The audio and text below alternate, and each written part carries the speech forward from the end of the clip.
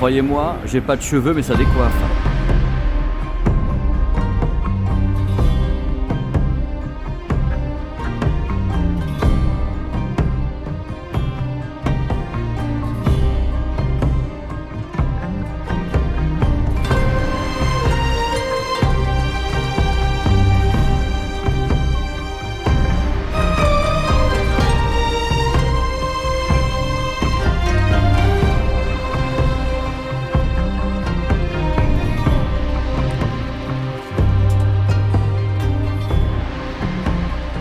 Quand je vous dis que ça mitraille, c'est pas une vue de l'esprit, hein. Écoutez. Ah bah ça marche. C'est comme dans Thank you for that. C'est comme dans Jurassic Park, on sait jamais ce qui se passe de l'autre côté quand ça se lève. Regardez comme c'est beau, les belles couleurs filmées au S26 Ultra.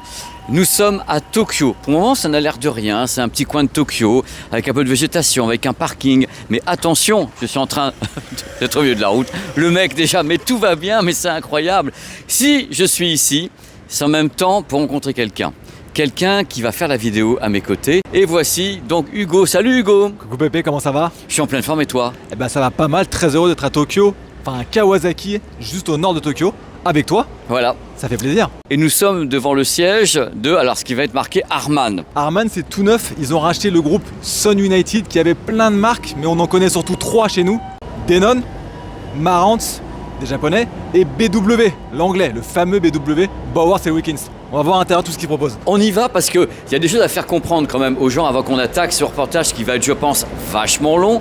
Quand on rentre ici, justement, chez Marantz, Bowers et Denon, on voit arriver justement Polk et Classé qui sont les acquisitions les plus récentes. Exactement. Au travers de Harman. Et qu'est-ce qu'on est venu voir ici, mis à part cette chose qui est toute l'histoire des débuts de Denon Marantz, qu'est-ce qu'on est venu voir exactement? Ici, on est venu voir 2 lieux très intéressants.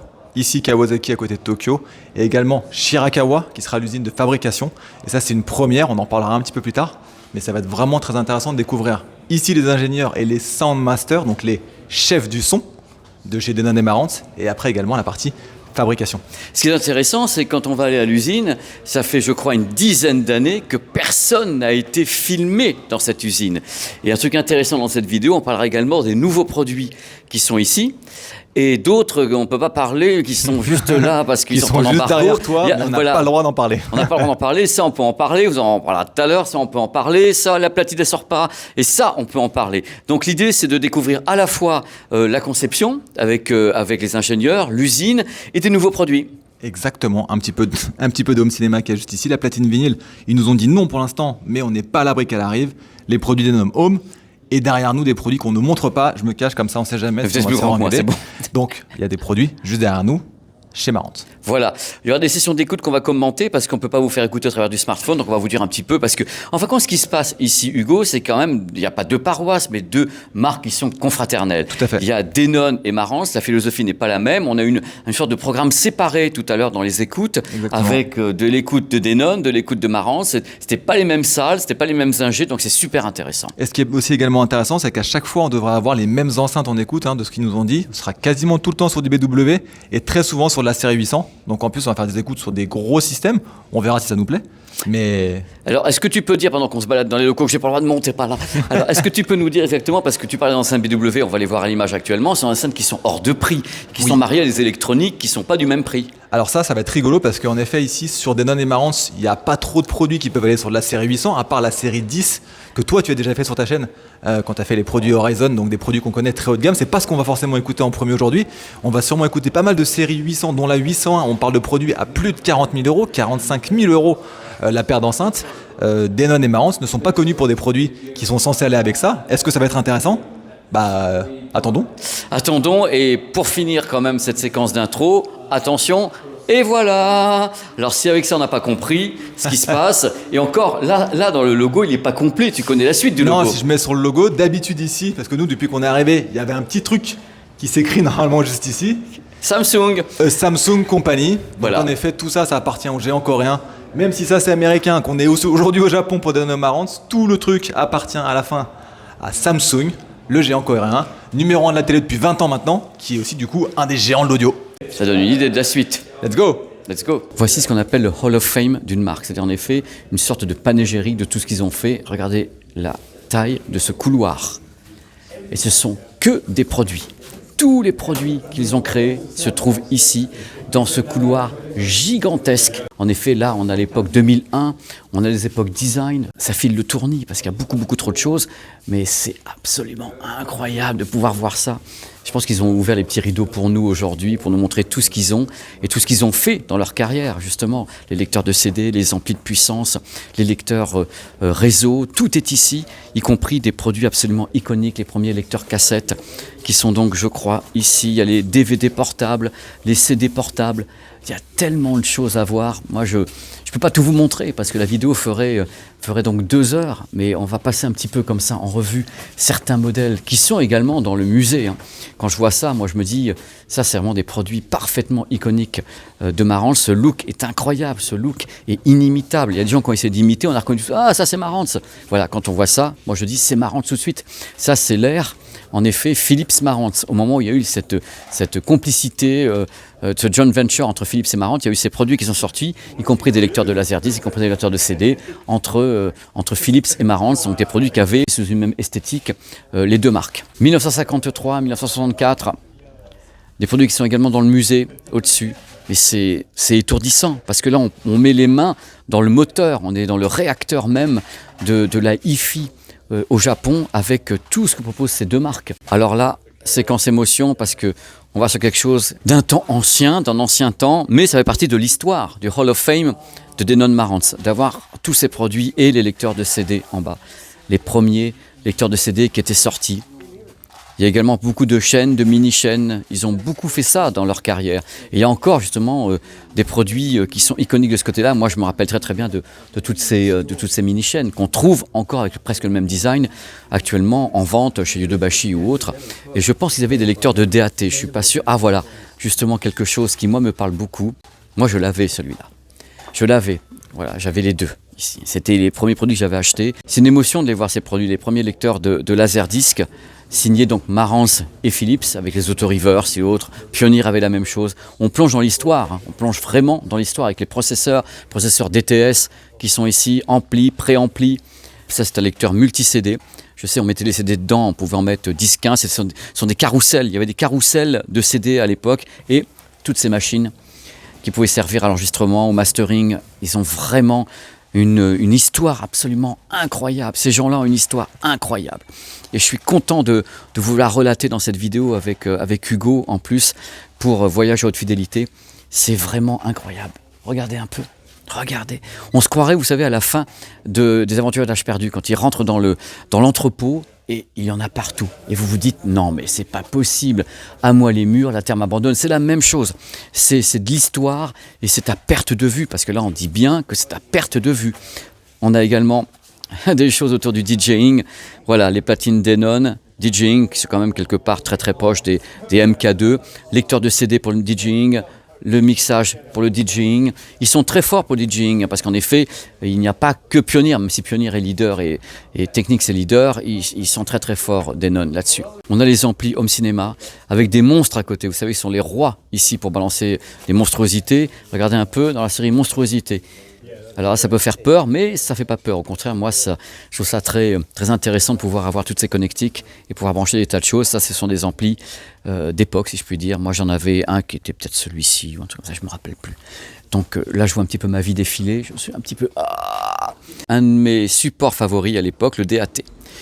Voilà, le DAT, moi je l'ai utilisé pour faire du mastering et j'ai toujours aimé le DAT. Même si c'est une bande numérique, elle pouvait s'abîmer un peu, mais je trouvais qu'en tant que master, c'était vraiment extraordinaire le DAT. Il y a les cassettes que j'aimais beaucoup moins parce que c'était analogique et je trouvais que le son était tributaire en fin de compte de la cassette qui s'usait, des têtes qui n'étaient pas alignées, tandis que le DAT c'est numérique, donc c'est différent, c'est du 0 et du 1, donc ça fonctionnait très bien le DAT. Vous pouvez faire du montage en DAT aussi.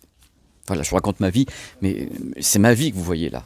C'est ma vie, avec tous ces produits, oh là, ouais ça je les connais tous. Peut-être les gens qui me regardent ont eu tel ou tel produit. Ça c'est pour les radios à ma connaissance, c'était les concurrents de Schlumberger et autres. On pouvait donc diffuser de la musique avec les bandes, ou bien diffuser des vinyles en secteur professionnel, avec les radios. Donc c'est un démarrage à la console, c'est-à-dire que la console envoyait un signal pour faire partir le disque, qu'on pouvait caler comme ça. Les temps ont changé, c'est tellement plus facile maintenant, mais à l'époque, ces produits étaient extrêmement prisés et extrêmement onéreux. Moi, je bossais avec du Schlumberger à l'époque et pas avec Denon. Bon allez, c'est pour nous, on se fait quelques petites images et il est vrai que dans cette vidéo, vous allez également avoir l'interview d'Olivier qui va vous expliquer un petit peu l'histoire de Denon et Marantz au travers de ces produits qui sont donc ici. Il faut savoir que pour le Japon, Denon, Marantz, c'est quand même gloire nationale, hein. Attention, l'heure est venue maintenant de parler vraiment d'une marque. C'est vrai que sur la chaîne, il y a déjà eu un reportage sur Marantz, les coulisses de Marantz. Et dans le reportage, tout le monde a dit oui, alors c'était sympa Marantz. Mais ce qui est sympa également, c'est la marque Denon. Alors justement, nous sommes ici dans le showroom qui regroupe la marque Marantz. Oh là là, ils sont ici. Et la marque Denon. Et du coup, je me suis dit, ça serait bien. Ça serait vraiment extraordinaire d'avoir un travelling qui nous ramène vers Olivier, qu'on avait déjà rencontré à l'époque, qui parle superbement français mais qui va parler anglais. Hi Olivier. Bonjour Pepe. It's just a dream come true for me. I mean, I was just a little child when I met this product for the first time, and I'm here in Japan with you. And I'm instead of shock. Look at me, I'm instead of shock. But you know, in the first video we did together, It was mostly about Marantz, of course. yet, and I know that people told me, oh, hey, Pipi, it's going to be great if you do something regarding Denon now. And this is the part. Of when I course. need you to help me on Denon, the history, the product, and Happy. the fame. Happy to. So, for instance, Denon is one of the oldest audio companies in the world. They've been established in 1910, and not many people know Denon is actually an abbreviation of two Japanese words. It's made from denki, which means electrical, and onkyo, which means sound, like the other competitor of ours, my God. the name Onkyo. Yeah. We took the DEN of denki and the ON of onkyo, and together that established Denon Electrical Sound Company. So Frederick Whitney Horn is the founding father of Denon, and it all started under another name. It was Nippon, and then Nippon, they created gramophones. They came together with Columbia. It's a huge part of ours. So they were in the essence, on the base of the creation of the LP and LP players as well. So we have a huge history. And they quickly came to Japan. Why? They have beautiful wood types in Japan, and the people, the craftsmen, to really alter that wood into beautiful gramophone designs and cabinetry. These are the turntables. I used to work with this one when I was a DJ. I was DJing on this one. I was so very young. I had hair on my head and everything, you know. But it was great. I mean, it's got a great history. Yeah, Table. all of these Denon turntables do have a great history. A lot of the things we see today have been based on what we've done so many years ago. And we truly appreciate that modern musical listeners nowadays are coming back into vinyl. So we see vinyl sales really skyrocketing again and taking over CD sales. So we know that we have our reasons to be in this market segment, especially with Denon. But you know, CD sales are very low, by the way. This is not kind of fascinating. We're You know not that. up to streaming, that's true, but still, young people taking ownership with vinyl again and seeing the joy and enjoyment. It's much more than just with a fingertip touching on your streaming. You have records, you have cover art, and of course, you see the spinning of the record. It takes time, and of course, we are in Japan. If you think about Japanese people, the tea ceremony, it's pouring a cup of tea that takes like a half an hour. The same with an LP. You take the time to really enjoy. You look at the cover art, you place the LP on it, you put the arm onto it, the needle, and it's a super nice thing to do all together. So Denon is actually a company who has been doing a lot of first introductions of technology into the market. So, for instance, in 1945, they created the first tape deck recorder in Japan, and that's where they recorded the voice of Emperor Hirohito, the Japanese emperor, around 1945, and that was the first recording spread across Japan, and it was done on a Denon product. So in the beginning, the only medium we had were LPs. From the moment we established CDs, well, Denon was actually the first to release a professional use CD, the DN3000F. That was even before Sony and Philips at that time. What can you tell me about So this the tune? POA S1 is actually one of the best products we've ever made. And as you see, these products were built like tanks. They were built to survive everything. Earthquakes, you name it, they will survive. They offer 1,400 watts per channel. So this is truly impressive and truly powerful. Dans cette vidéo, vous allez voir la conception de cette cellule historique qui s'appelle DL103 qui est ici. Et c'est en effet effet une grande partie du travail de Denon au Japon. Yes, and it's truly amazing. You mentioned the DL103. As you can see, it has been created in 1964. Today we are 2026. That means this product hasn't been altered. It's still produced the same way. And it's still on sale everywhere. Everywhere, yes. So it's just super, super cool to see. And it's actually only one person in the world who truly knows how to make it. And you've seen it, it's a female. There's a reason why only females can create this. Because you need the tenderness and the softness in your hand to manually spool the thread onto the cartridge itself. So it's very difficult. 15 microns. Exactly, you were listening very very well. It's Yes. 15 microns. It's really incredible. Can we go somewhere else? I mean, to see Yes, the of power course. amplifiers, or maybe Follow you can me. see This some is old actually CDs and everything. But this is actually also very important because it's much more modern. But as we mentioned, 1910 was the founding of Denon. We had 110 years of anniversary, and we poured everything we knew at that time into a couple of products. These were the 110 anniversary products, as you can see one here. And this is actually a special color. It's gunmetal gray, and this color is only available on those anniversary products. And as you can see, Denon always uses EI transformers, super heavy. I can almost not pick it up with one hand, although I'm very strong. Maybe Pepe can do it because he's much stronger I'm not than very me. strong at all. You know, definitely. These come at around 17 kilograms a piece. So Okay, imagine right. the total weight of that device. It's impressive. It's impressive. And if you follow me over here, we're going a little bit to the 2000s. So a couple of things to tell here. Denon was actually the first to work together with the Dolby, with Dolby. So they went to the laboratories. We were the first to support THX 5.1 surround systems. So again, Denon was the first to introduce this technology to the market. It's always been a race to be the first, but it's not something we try to achieve. It is because they are always try to better themselves that we come to these type of things. The size is so incredible. It's like a tank. Yeah.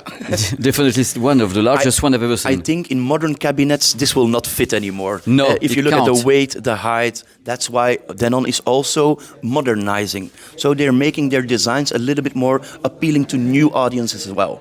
But we need to remember, at a time when audio wasn't that well known, everybody wanted to have the best. Now people are also concerning on money. What is the value of a product? How much can I pay for it? So we don't try to make products which are very expensive. We try to create features and technologies and make them available for all. So that's why we often say Denon is the brand for the bigger populace. They try to achieve, at a lower price point, a lot of features into it. And this is the main difference between this brand and Marantz. Marantz is another philosophy. It's more expensive. It's not the more same expensive. target for the Quest. I have actually a nice metaphor which I always use. Oh, no. If you compare it with lighting, we always say Denon is like a spotlight, very clear light for a large amount of group. Marantz is a cozy table light, a little bit darker light, but only for me and you at that table. And that's a different approach. Both have their ways and their reasons to exist, leur raison d'être, so we say. And they work perfectly hand in hand together. And here we have the DA-S1 and the DP-S1. And this is one of the best CD players ever. If I can tell you a secret, Pepe. Okay. Now we are a big company because we have multiple brands together. Not only Denon and Marantz, but also Bowers is part of our company now. Harman is of course a Samsung company. Yes. But it's a great feat for us because Sound United, as we were before, has now can operate as a strategic business unit themselves. We have a couple of beautiful brands, and if you look at this here, this is actually the CD player which is being used in the UK by the SRE engineers from Bowers & Wilkins to tune all the new Bowers & Wilkins speakers. So it's coming full circle. Yeah. And this is even still coming with back top to you. loading. As you can see, this piece needs to be placed on the CD to make it align that there is no vibration into it. So it's an called older palais system. presseur. Palais presseur, Un palais exactement. presseur. Le palais presseur est ici. Et c'est en or. Oui, c'est vraiment, mais- c'est plaqué or parce que quand tu vois les produits, tu te dis, Ouais, voilà. tu comprends pourquoi c'est plaqué or. Denon is much more than only audio equipment, turntables, CD players, amplifiers. We are also active in the headphone space. And this particular one is truly amazing. It's the Denon AHA100, also to celebrate that 100-year anniversary. It's a complete closed-back system with a cable still. I know today it's all about wireless, but those who know, you can never replace a cable. Beautifully made, very comfortable. It's made in Japan. Yes, these are made in Japan as well. Mais quelle merveilleuse journée, merveilleuse journée. Nous allons vivre un moment étonnant. étonnant. Je suis à la gare de Tokyo à Tokyo et cette gare, c'est une des gares principales du train rapide Shinkansen. Et maintenant, on va prendre ensemble le Shinkansen pour aller dans un endroit qui n'est pas ouvert à la presse depuis 10 ans. Parce que ce sont en effet des usines historiques où on fabrique les produits Denon Marantz. Donc, direction le Shinkansen, on va prendre ces petits tickets ici, c'est beau, ça fait rêver, c'est magnifique. Et direction un endroit que j'ai jamais eu la chance de visiter, on parlera tout à l'heure de ça justement avec Hugo. Allez, let's go, on prend le Shinkansen ensemble. C'est génial. Le sésame est ici, on y va. Olivier est content. Super. Super. Hein? Hop, voilà. Direction le Shinkansen en retard. On va donc courir un peu. Hein. Ça, c'est de l'immersion. Alors, il est 9h15 et on va essayer de choper le Shinkansen. Mais il y en a un tous les 10 minutes. Hein. Ici, on en rate un, il faut reprendre des tickets. C'est pas la mort. Tout est indiqué, il ne faut pas croire ici, quand on vient au Japon, on n'est pas forcément perdu, dans le sens perdu, tout est marqué en anglais. C'est répété 2, 3, 4 fois. Il faut vraiment avoir un petit problème pour ne pas arriver à s'en sortir à Tokyo. Tout est fait pour que tu t'en sortes, en fin de compte. Allez, on aura mérité la visite des usines. Hein. Alors qu'est-ce que c'est beau un Shinkansen. Moi franchement, je suis amoureux des Shinkansen depuis que je suis gamin. À chaque fois que je viens ici, je suis là, je dis oh là là, c'est trop beau quoi. Ils sont beaux ces trains, ils sont magnifiques. C'est que tout le monde est content. Comme si vous y étiez, c'était le but de cette vidéo. Hein. C'est de vous immerger complètement dans ce voyage exceptionnel, messieurs, dames, autour des marques Denon et Marantz. Donc ça passe également par des visites d'usines, des voyages à l'intérieur même du Japon pour aller voir des choses qu'on ne voit pas normalement. Et c'est là toute la beauté du paysage avec le Shinkansen. Allez, on va arrêter de faire les touristes, on va rentrer un petit peu et se positionner à l'intérieur de cette merveilleuse machine qui est le Shinkansen, qui n'est pas le train le plus rapide du monde. Hein. C'est un train rapide, mais il a été dépassé depuis un petit moment par d'autres entités, notamment en Chine, hein, ils font des trucs assez ouf.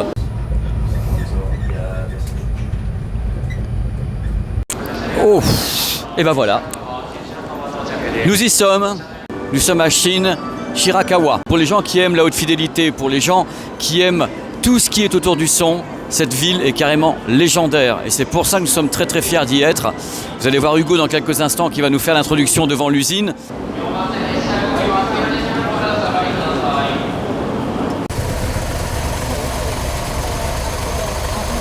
Oh. Hugo Oh, Pépé, comment ça va? Ça va très bien. Alors, on est où, Hugo? C'est pas historique, ce qui est là? On a pris le Shinkansen pendant 1h30 et on est à Shirakawa. Shirakawa, qu'est-ce que c'est?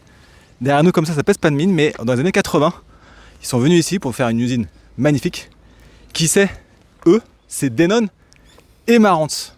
Et pour la petite info, ça fait une petite dizaine d'années qu'on sait qu'il y a encore des produits Denon et Marantz fabriqués ici au Japon. Moi, personnellement, je ne le savais pas il y a encore 10 ans, alors qu'ils n'ont jamais arrêté ici. La DL103, la fameuse cellule qu'on va peut-être voir derrière, en tout cas sur le planning. On va la voir. On va la voir, t'es sûr? Ouais, bon, sûr. On va la voir tout à l'heure si tout va bien. Et ben cette DL103 est fabriquée depuis 60 ans ici au Japon. Elle n'a jamais été délocalisée. Donc c'est une marque magnifique, c'est deux marques magnifiques. On va être très heureux de pouvoir enfin les découvrir. On a mis vachement de temps. Je pense que toi non plus, t'es jamais venu ici. Je suis jamais venu. Voilà. C'est la première fois de ma carrière que j'arrive ici et c'est une émotion. Il y a des gens qui, paraît-il, ici sont capables de faire des trucs qui sont uniques au monde. Justement, la personne qui monte la cellule, la 103, et la personne qui est capable de le faire, il paraît qu'il n'y a personne d'autre capable de le faire. Voilà, quasiment personne. Et c'est quand même super intéressant pour des marques aussi grand public que ça, comme Denon, comme Marantz, qu'on adore. Il y a des produits magnifiques chez eux, de voir ce qu'ils vont être capables de nous faire ici. Parce que c'est la première fois qu'ils ouvrent, en tout cas pour la presse un peu internationale, l'usine de Shirakawa ici. Vous pouvez le voir sur certains cartons, sur certains produits un peu haut de gamme, dès le 4000 chez Denon en home cinéma, mais les nouveaux AVC1, AVC10, etc. dans la partie home cinéma, mais en hi-fi également, les modèles 10 magnifiques qu'on a déjà vu qui sont sur ta chaîne, Pépé, qu'on a vu sur le Marantz, ouais. Exactement, sur le Marantz. Ouais. Bah, vous pouvez voir des fois un petit logo Made in Japan et Made in Shirakawa. Et bah maintenant vous saurez ce que c'est, qui est derrière Shirakawa et qu'est-ce qu'on peut voir ici. Pépé, on est parti. C'est parti et on va aller dans l'usine, on va voir les composants, on va voir plein de choses, Hugo. Trop bien, allez on y va. C'est parti. C'est parti. Let's go. L'heure est grave parce qu'il paraît qu'on va faire une visite qui n'a pas été faite depuis tellement d'années.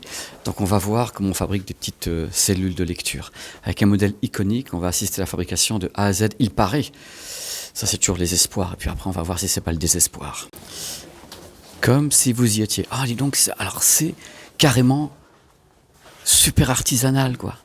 Ah je suis scié. Je m'attendais à avoir un truc de 1000 mètres carrés et tout, mais même pas en rêve quoi. Bon, on va nous expliquer les choses. Bonjour madame. Donc, à ma connaissance, il fabrique 800 cellules par mois. C'est pour vous dire à quel point il y a de la minutie. Moi, je suis très très ému de voir ça parce que c'est des produits que je connais. Je les ai vus en mouvement sur du vinyle et là, je vois comment c'est fait, quoi. C'est dingue, c'est une petite pièce, hein. Une toute petite pièce. Ce qui est super intéressant quand on visite ça, c'est qu'on s'aperçoit que les machines sont d'époque. C'est-à-dire qu'ils ont continué la production depuis cette année-là, sur les 103, avec les machines d'époque. C'est-à-dire qu'ils ont touché à rien du tout. Le même bobinage, la même précision, tout est propre, tout est nickel. Et les gens qui sont ici font un travail d'orfèvre, il n'y a pas d'autre mot. La femme qui est ici est absolument incroyable. Elle est incroyable. Et c'est la raison pour laquelle ils en produisent 800 par mois, 800 uniquement. Et bien sûr, il y a un prix qui va avec. C'est quand c'est fait avec une telle qualité, une telle précision, on sait ce qu'on achète. On sait qu'on a un produit d'exception. D'exception. Dans le bobinage, dans la qualité de la fabrication. Oh, regardez, entrez dans la lumière. 15 microns. Alors, la mise au point est compliquée, hein, mais vous voyez un peu la réflexion. C'est ce fil absolument incroyable. C'est le bobinage de la cellule. Ça, c'est le bobinage. C'est du Spider-Man en mieux. Là, vous avez tous les modèles, parce qu'ils connaissent la musique, c'est qu'à le dire chez Denon. Hein. Mais le modèle 103, c'est le modèle iconique. C'est le modèle qui est le plus vendu, c'est celui qui a fait le plus parler de lui depuis tellement d'années. La 103, la DL 103. Je fais 36 degrés 5, c'est pas terrible. Hein. Je me suis vu en meilleure forme que ça, hein, quand même, quelque part. Donc ça, c'est ce que l'usine fabrique. Voilà. Ça, c'est comment ils fabriquent. Voilà. On va visiter certains points, je suppose certains points ne sont pas visitables. Il y a quelques secrets professionnels qui traînent quand même. Bon, c'est parti, voici les lignes d'assemblage. Vous noterez qu'il n'y a pas foule quand même. Hein. Donc, ça veut dire qu'il y a de la machine qui travaille toute seule. Et ça, c'est pas une nouveauté. Par contre, il n'y a pas de robot qui traîne. Ce sont des rubans. C'est-à-dire qu'en fin de compte, la technique est très simple. Là, vous avez des rubans de composants. A, B, C, D, tout ce que vous voulez. C'est tous les composants qui vont donc être assemblés par les machines qui sont ici, que l'on charge, et voici ce qu'elles font. Elles deviennent hystériques et elles placent tous les composants qui viennent justement des chargeurs. Donc vous pouvez les voir, ici c'est excité. C'est une mitraillette, hein.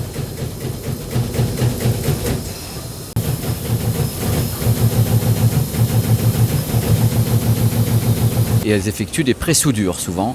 Donc c'est comme ça que ça fonctionne, ça fait longtemps que ça fonctionne comme ça dans l'industrie et les composants sont placés à la vitesse de l'éclair.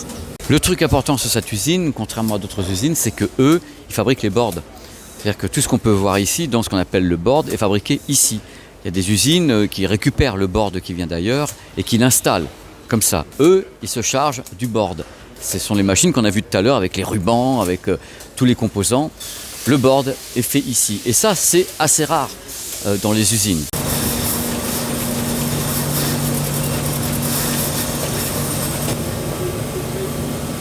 Hop, il y a un board qui est arrivé, mais là c'est à nu. Qu'est-ce qu'il faut faire? Les soudures. Donc les soudures sont faites ici. On soude derrière, par portion évidemment. Donc là il y a un grand tunnel et ça sort de l'autre côté. C'est entièrement finalisé, soudé, figé.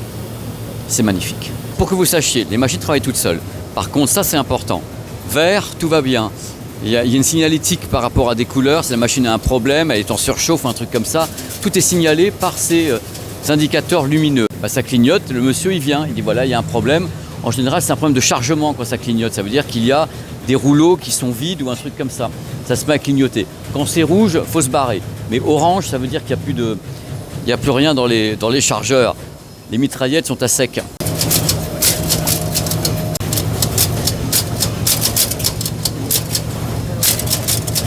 Là, ce que je vois, c'est que les moyens de fabrication sont à peu près identiques à ce que je vois dans les usines que je visite, hein. C'est les mêmes outils de production, c'est les mêmes types de travail, des machines vérifiées par les êtres humains. Là, ils sont en train de fabriquer des amplis derrière, mais on sent que le mode de fabrication mêle à la fois des machines, qui sont malgré tout classiques, hein, il n'y a pas de robots, de trucs comme ça, avec justement des êtres humains qui travaillent, heureusement, et qui peaufinent tout ça. Là, c'est vraiment une plongée dans l'usine historique. Depuis des dizaines d'années, ils produisent exactement de la même façon. Voilà, c'est leur façon de faire, avec leur process, avec leurs machines, et on est sur quelque chose qui est carrément entre une machine un peu robotique et l'artisanat, puisqu'il y a une grande partie d'artisanat. Les gens travaillent justement à la main, les produits sont faits lentement, il n'y a pas une machine qui fait avancer des amplis à toute vitesse, non, ils sont statiques, hein, les amplis, ils avanceront quand ça sera prêt, mais il n'y a pas à la base quelque chose avec une cadence ou un truc comme ça. Visiblement, ça ne marche pas comme ça, parce que je n'ai même pas vu d'indication ici de cadence. Je pense qu'ils ne sont pas là-dessus. Ils sont dans la conception d'un produit manuellement le mieux du monde. Voilà, c'est vraiment le truc qu'on peut ressortir de cette visite. C'est le côté justement de minutie et d'un travail qui est carrément historique. Ce sont des très beaux produits, hein. Je ne dis pas ça parce que je suis dans cette usine. Ce sont vraiment des très très beaux produits qui sont conçus ici. Des véritables merveilles. Là, on est vraiment au cœur du réacteur.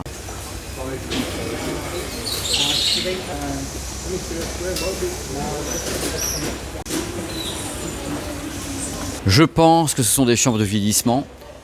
Là, elles sont fermées, mais ce sont des chambres pour permettre de tester les composants, les produits, humidité, pas humidité, chaleur et autres pendant plusieurs jours. Ça permet de savoir quelle sera la résistance pour les pays justement tropicaux à la limite, parce qu'il y a souvent, ici on est en Asie, hein, des ventes qui se font sur le territoire asiatique avec la mousson, avec des produits qu'il faut tropicaliser. Donc là, ça va être assez religieux et on va faire des sessions d'écoute pendant 20 à 25 minutes autour de produits, c'est-à-dire des produits existants. Dans cette vidéo, il y aura en même temps des produits qui seront des nouveautés, mais là, c'est les produits existants. Donc, bien sûr, hein, Japon oblige. Hugo enlève ses petites pompes et moi aussi, et on va donc aller faire un petit tour. Et à la fin de toutes les écoutes, on vous fera une petite session, Hugo et moi, pour dire ce qu'on a vraiment entendu. Parce qu'il y a deux philosophies. On a le droit à des très belles petites, voilà, c'est des claquettes de l'espace.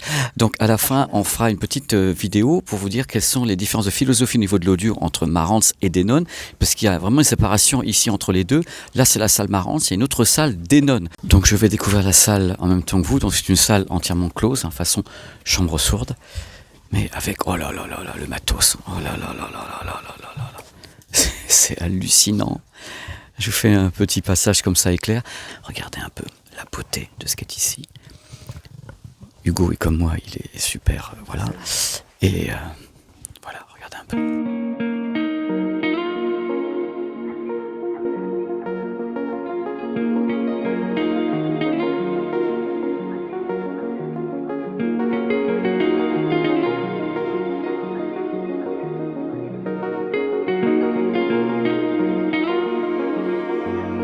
Seconde philosophie, oh bah ça y est, on ferme la porte comme toujours. Seconde philosophie, thank you. Seconde philosophie maison. Maintenant, on change de paroisse tout en étant dans la même paroisse. Voici Denon. Donc déjà, point positif, on n'enlève pas nos chaussures chez Denon. C'est-à-dire, on enlève nos chaussures chez Marantz. On sent directement le haut de gamme chez Marantz. On rentre avec les chaussettes. Là, maintenant, c'est Denon. Ça reste magnifique. Alors toujours Denon et Bowers & Wilkins. Je vais fermer la porte du sous-marin. Voilà, que personne ne rentre.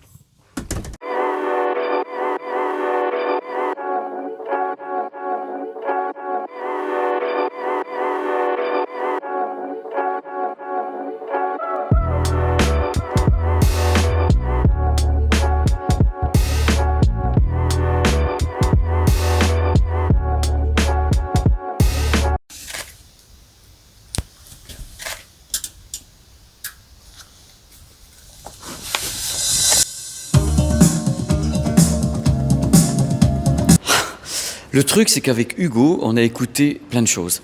on a écouté les deux écosystèmes. On a écouté l'écosystème Denon, l'écosystème Marantz, et dans des salles différentes, mais par contre avec les mêmes enceintes. Donc ce qui est intéressant maintenant en Moonwalk, c'est d'aller parler un petit peu de ce qu'on a ressenti, parce qu'on ne peut pas vous faire écouter au smartphone ce qu'on a, nous, entendu. Donc moi, ce qui m'intéresse de faire avec Hugo, qui a l'oreille affinée, c'est d'essayer de dire aux gens un petit peu ce qu'on a vécu sur l'écoute A et l'écoute B. Est-ce qu'il y a vraiment eu des différences entre la philosophie de Denon à l'écoute avec les mêmes enceintes ou bien Marantz?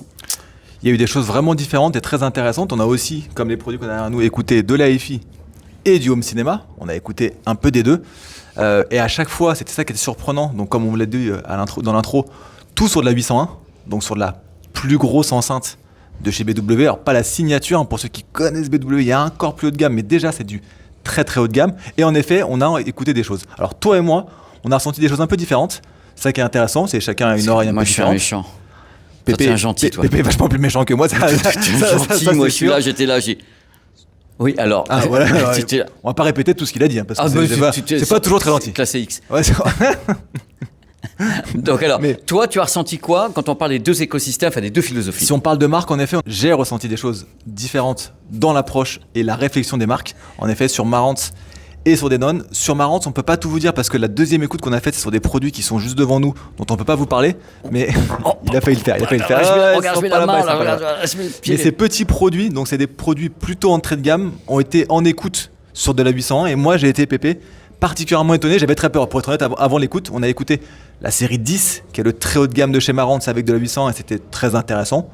Pas de souci. Mais on a écouté du tout petit produit dans lequel je ne dis ni prix ni référence, bien sûr. C'est du petit produit. Mais c'est du petit produit. Ouais. Et de mon côté, j'ai été agréablement surpris de voir que le son était quand même pas si mauvais pour de la 801 et du petit produit, sachant qu'on a fait une comparaison entre le 6007, donc le produit cœur et phare le plus vendu de chez Marantz depuis presque 10 ans, et un autre produit. Donc c'était, de mon côté, très surprenant. Le truc qui m'a ennuyé, entre guillemets, c'est de me retrouver avec des électroniques qui sont à pas cher, mariés avec des produits hors de prix. Rappelle vrai. le prix des enceintes. On est à plus de 40 000 euros sur Ok. les 801, et le petit couple qu'on a essayé, on peut le retrouver à la paire à 1200 euros. Donc c'est... Voilà, ce qui m'a Délirant. ennuyé, c'est ça. C'est de dire que moi, je connais ce type de technologie, d'enceintes et autres. Ces enceintes, elles sont tellement exceptionnelles, bien sûr, il faut les driver, que même si tu balances un signal qui est quand même pas le super signal incroyable et autres, elles vont te délivrer un son qui est quand même vachement bon, on va Oui. pas se mentir. Donc, marier une électronique à 1200 euros avec des enceintes à 40 000 euros derrière, quel est le mec qui fait de la hi-fi qui va le faire? Allez, Personne. dis-moi. Personne, zéro. Donc, moi, ce qui m'a ennuyé avec, j'allais dire un gros mot, oh là là, ce garçon. Ce qui m'ennuyait ici, Hugo, c'est de me retrouver devant ce type de configuration, sachant vrai. que une heure avant, on avait les mêmes démos avec des produits qui coûtaient justement 20 à 25 000 euros qui Tout à étaient fait. collés à ces enceintes. Tout à fait.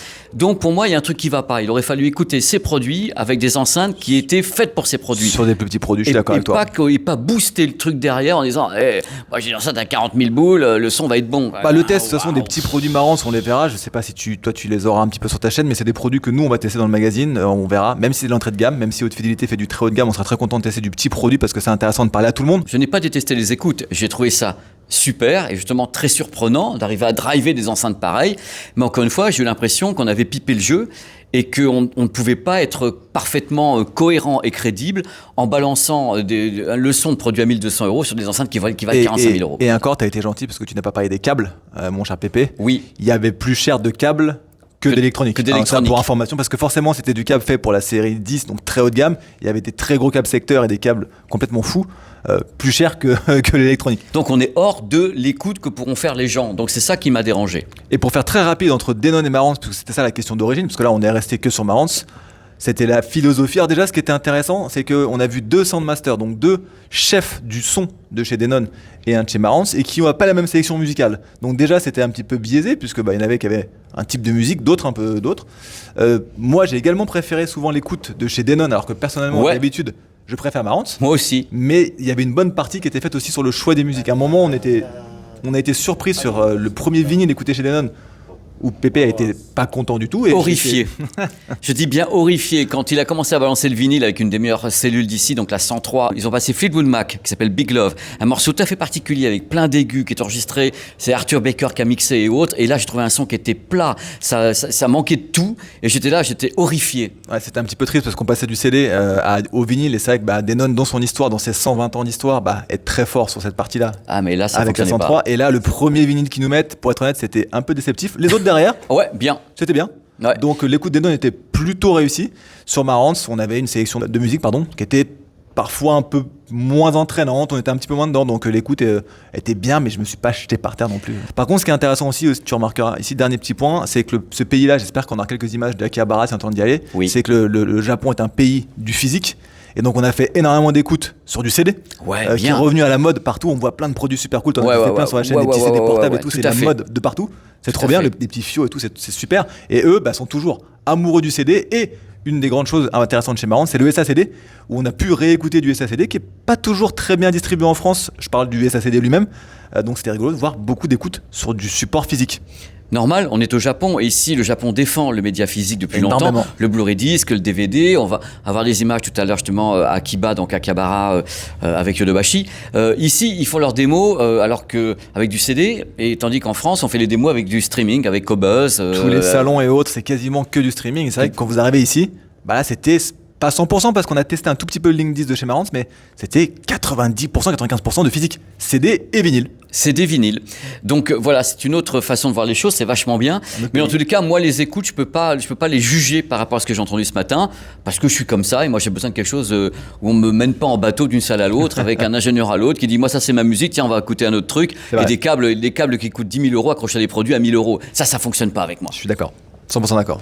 Ah, ça fonctionne pas. Merci Hugo, on va faire une autre séquence après. Dans l'intro de la vidéo, on a dit qu'on avait des nouveaux produits à montrer. Alors il y a une partie des produits qui sont pour septembre, on peut pas les montrer. Ils sont juste ici à côté Voilà. de nous, ils sont Là, magnifiques là, vous on pouvez presque les voir, mais pas les non, voir, on peut pas en parler maintenant. Non, on peut pas les voir. On a Et pas là le droit. maintenant, Par contre, ici à côté de nous, on a des nonnes. Derrière, tu as parlé déjà tout à l'heure de la partie home, donc les enceintes à la Sonos. C'est pas gentil de le dire ça comme ça, mais il y a un peu ça quand même. Et une spécialité que j'ai un petit peu moins sur la partie home cinéma, mais que je connais quand même pas si mal, c'est les produits home cinéma. On n'oublie pas que Denon est très connu pour le home cinéma. C'est quasiment 50% du chiffre là-dessus, donc c'est quand même gigantesque. Et ce qu'on a vu qui est très intéressant sur la marque Denon, c'est que l'Europe plaît beaucoup. Donc c'est des produits importants pour nous, parce que sur la partie IFI haut de gamme, je sais que c'est un peu mélangé, mais 50% du chiffre d'affaires se fait en Europe. Donc la marque plaît beaucoup. Et Denon est une marque très connue en France, qu'on aime beaucoup. Ce qui est intéressant, c'est que là, on a 3 nouveaux produits qui viennent d'arriver. La gamme S et la gamme X, c'est des produits qu'on connaît très souvent. La gamme S, qu'est-ce que c'est ? C'est la gamme la moins chère. C'est le produit et le qui plus entrée de fonctionne gamme déjà vachement bien. et qui fonctionne déjà très bien. Ah ouais. Pourquoi ? Parce qu'ils ont arrêté maintenant les produits extrêmement entrée de gamme. Et la réflexion, c'est de se dire, est-ce que je choisis une barre de son ou est-ce que je vais carrément sur un ampli cinéma avec toutes les enceintes et tout le tremblement, comme dit des fois Monsieur Pepe Garcia. S-Series, les petits produits, en termes de distribution, on verra où ce sera vendu. Bien entendu, c'est des produits un peu plus volumiques, mais c'est déjà du 7.2, ça marche très bien, ça permet quasiment à tout le monde de faire le home cinéma qui va bien. Ce qui nous intéresse un petit peu plus souvent ici, c'est les 2 produits qu'on a ici, c'est SRX, donc le 2009 et le 3009. Gros produit très important, puisque c'est les produits les plus volumiques qu'on a sur le marché, puisque Denon, c'est une marque qui marche très bien dans le milieu de gamme, un peu haut de gamme. C'est quoi la série X ? C'est les produits un peu plus audiophiles, donc ils vont être un petit peu plus chers que ce que vous allez voir sur le 980 qui est là. Là, ici, vous avez des produits avec un son un peu meilleur. On n'a pas forcément plus de channels, puisque sur le 2009, on est aussi sur un 7.2, comme le petit d'à côté. On grimpe en nombre de channels sur le 3009 ici avec un 9.4. C'est la mode chez Denon de faire descendre le nombre de subs qu'on peut utiliser, puisque vous vous rappelez, 9.4, ça veut dire 4 subs branchables. Alors, qui va mettre 4 subs à la maison ? J'en sais rien, mais ils disent qu'on peut le faire. Pourquoi pas ? Si vous voulez mettre 4 subs à la maison, éclatez-vous, et de préférence des 15 pouces, histoire de mettre 4 comme ça. Vas-y, fais-toi plaisir. Ce serait énorme à mettre partout. Et il y a une platine qui sort pas, celle-là elle sort pas, c'est pas pour nous. Hugo, ça va toujours ? Ça va toujours très bien, et toi ? Je suis en pleine forme. Alors j'ai un plan là, Ok. et derrière toi, il y a peut-être, je pense, qui est le plus grand temple de la tech du monde. C'est bien possible, c'est bien possible. Tu penses qu'ici on peut trouver des trucs bien ? Ouais, alors l'idée c'est de rentrer justement à Akiba, on était à Akihabara, Ok.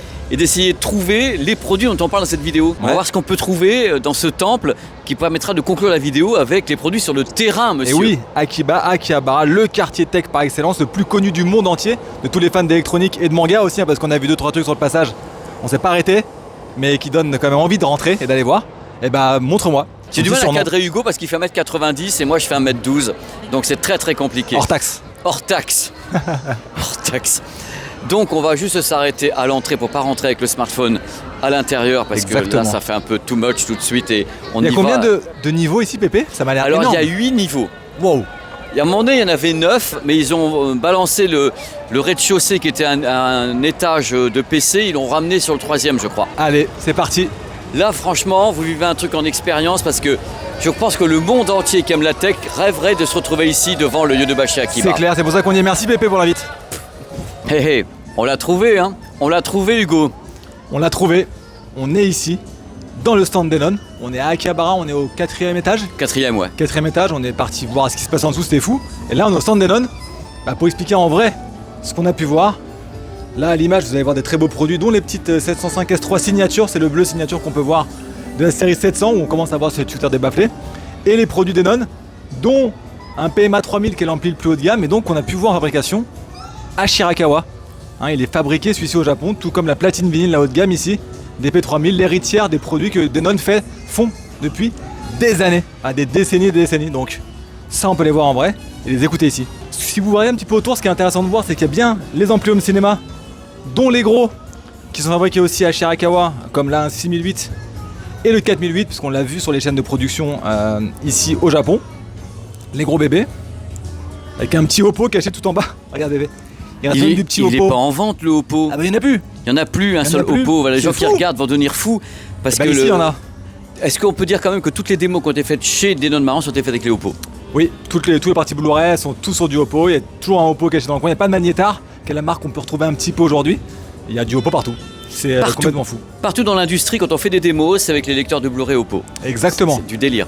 Là, en termes d'enceinte, on est sur le stand Denon. Vous allez vous dire, tiens, pourquoi Polk Audio et pourquoi Dali? Polk, vous l'avez vu, on l'a vu avec Pépé, que ça faisait partie des marques qui appartiennent au groupe Sound United, Polk et Definitive Technology.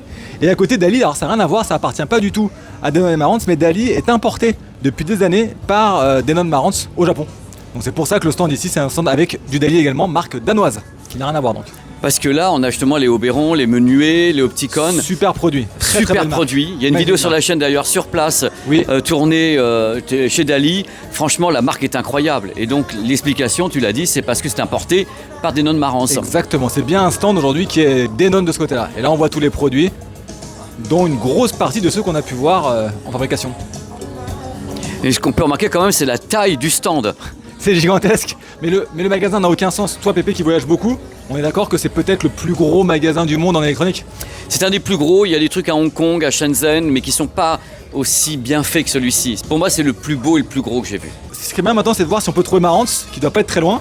On y va. On y va? On cherche Marantz. On cherche Marantz. Qui doit pas être bien loin, on revient devant Dali ici. Voilà, là c'est Bose. Et Marantz, oh là là, le stand Marantz, c'est superbe. Ouf! Ah, je vois de l'enceinte d'ici. Gigantesque. Alors là, on voit de la belle enceinte. Ah là là, regardez, on arrive chez Marantz. Là, on est dans un stand, quand même, ça force le respect, hein. C'est du délire complet, c'est du délire, Hugo. Là, ici, on voit bien le magnifique stand BW, qui est vraiment à tomber par terre. On reconnaît cette ligne de BW qui commence avec ces tweeters débafflés qu'on voit en série 700, qui est la série au milieu de la gamme, parce que c'est 600 la première gamme, 700 au-dessus, et la fameuse série 800.